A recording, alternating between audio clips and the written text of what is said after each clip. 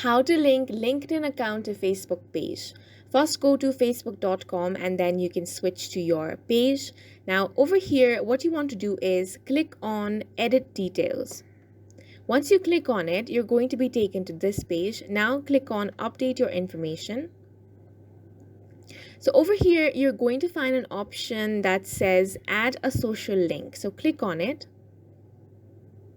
And now here you can choose the category. Since this is LinkedIn, you need to choose LinkedIn over here. Now you need to add the username. So go ahead and add that. You can add multiple accounts by clicking on add a social link. After that, click on save. Now let's head back and check how it's going to look like. So now we're back on the page, and here if you scroll down, you're going to find the LinkedIn account.